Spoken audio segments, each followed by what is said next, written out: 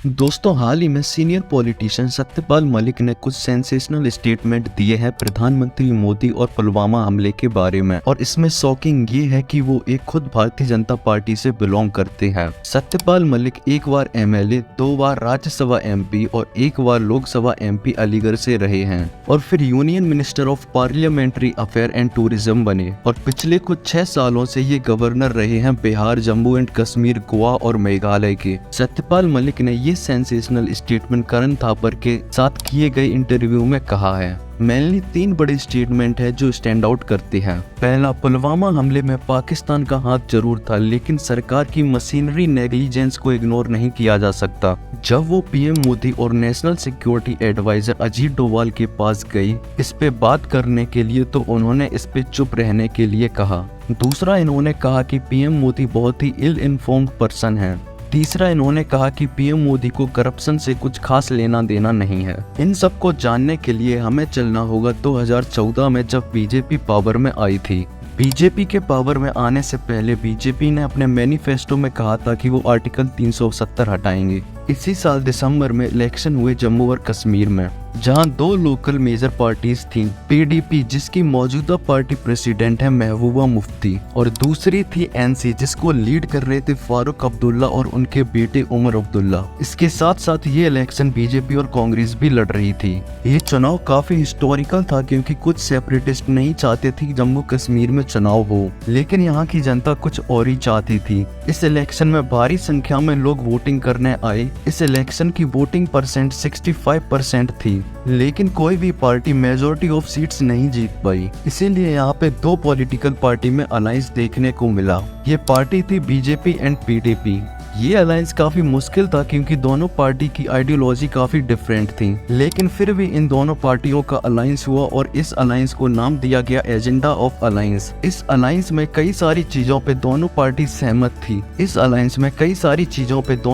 सहमत थी। जैसे हाइड्रो पावर प्लांट प्रोजेक्ट, और आर्टिकल 370 पे कहा गया कि प्रेजेंट सिचुएशन मेंटेन रहेगी। हालांकि बीजेपी ऐसा नहीं चाहती थी, लेकिन इस अलायंस के चलते हुए उन्होंने ये मानना पड़ा और इस अलायंस में मुफ्ती मोहम्मद सैयद को चीफ मिनिस्टर बनाया गया। लेकिन जनवरी 2016 में उनकी डेथ हो जाती है और फिर जम्मू एंड कश्मीर पे कुछ वक्त के लिए गवर्नर रूल लागू कर दिया जाता है। इस पे कई सारी मीटिंग्स होती हैं पार्टीज की, और नतीजा सामने आता है कि सैयद मोहम्मद की बेटी महबूबा मुफ्ती होंगी अगली सीएम। ये पहली महिला सीएम थी जम्मू एंड कश्मीर की।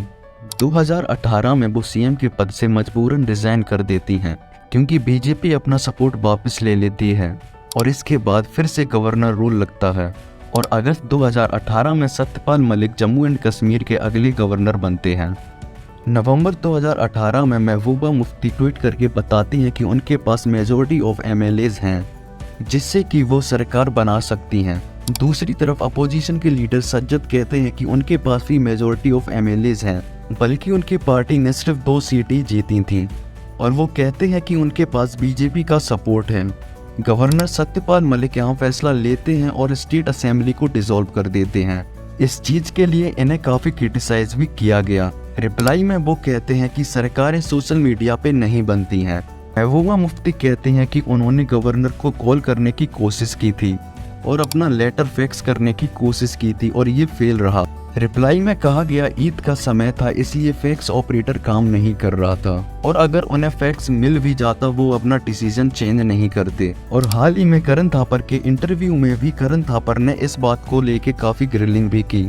करण थापर ने कहा ये एक अनकॉन्स्टिट्यूशनल डिसीजन था, और ये एक वर्स्ट डिसीजन था जो एक गवर्नर ले सकता है। You ended up dissolving an assembly which was viable and which could have formed a majority government. That is not only unconstitutional, it's the worst mistake a governor can make, and yet you did it. Governor rule खत्म होने के बाद यहाँ president rule लागू कर दिया जाता है। इसका मतलब ये सेंट्रल गवर्नमेंट के अंडर चला गया।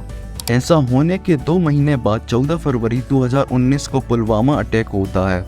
एक मारुति गाड़ी जिसमें 300 किलो से भी ज्यादा एक्सप्लोसिव भरे हुए थे, वो एक बस से जाके टकराती है सीआरपीएफ कॉन्वॉय की, जिसमें 40 सीआरपीएफ के जवान अपनी जान गंवा देते हैं। सीआरपीएफ में एक इंक्वायरी बिठाई जाती है ये देखने के लिए कि गलती कहाँ हुई है।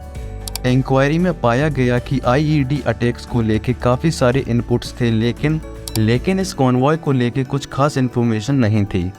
एजेंसीज जानती थीं जैश-ए-मोहम्मद टेरर कमांडर मुदस्सिर अहमद खान, जिसे बाद में पुलवामा अटैक का मास्टरमाइंड भी बताया गया।